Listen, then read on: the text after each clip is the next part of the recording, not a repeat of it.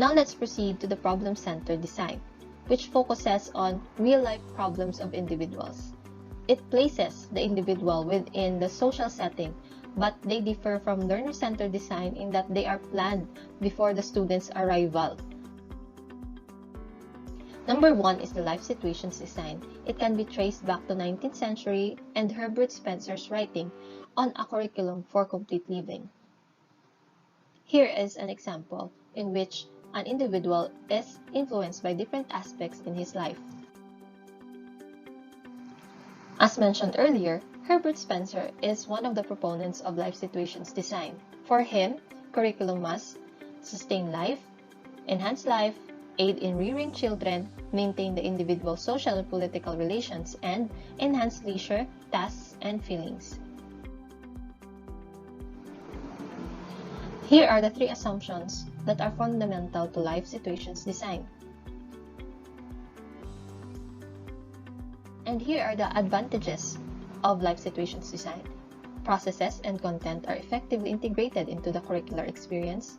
The content is organized in ways that allow students to clearly view the problem areas.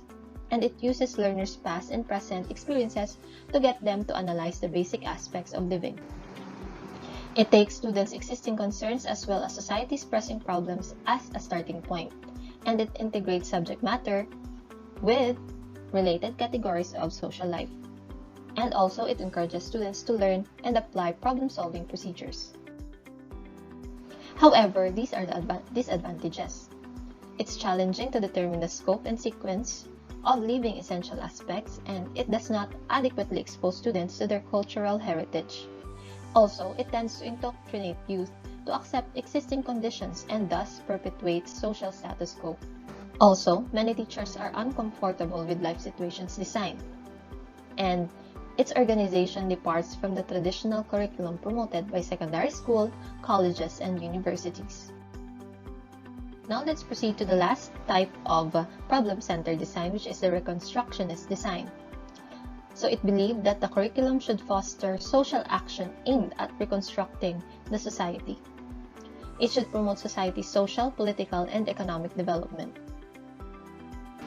One of its proponents is George Counts. So he believed that society must be completely reorganized to promote the common good. And he argued that curricula should involve students in creating a more equitable society.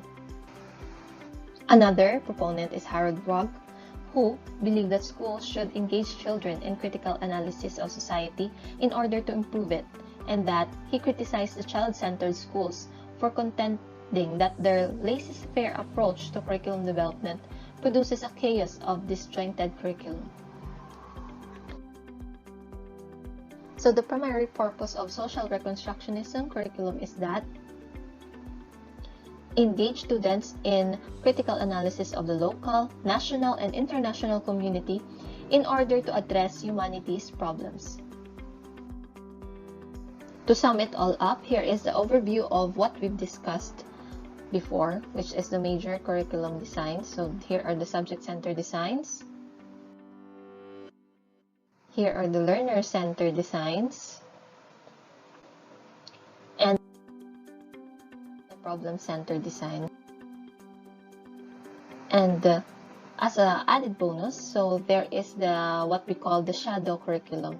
So students are influenced in myriad ways by their home environment, their family's culture, and their prior educational experiences.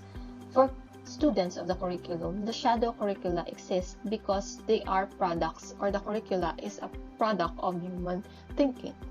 So educators must make decisions about what content to teach, what experiences contribute to students' total development without comprehending all the consequences of their decisions.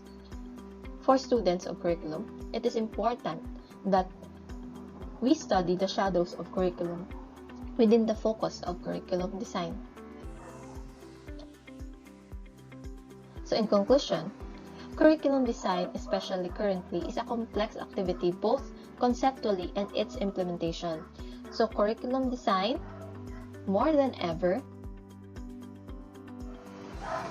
must be carefully considered so that curriculum imparts essential understandings, attitudes, and skills.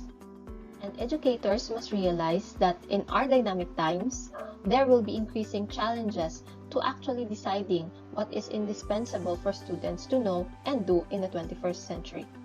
The times are not static, they are dynamic, and knowledge is exploding. The world is changing. No one curriculum design can exist in stone. The curriculum designs presented in this chapter certainly can guide our actions when considering curricula, but we must be aware of all factors that influence our thinking. We must reflect deeply on the rationales for what we do and select and for what we omit. So here is the reference for this report. And thank you for listening. I hope you've learned something about curriculum design.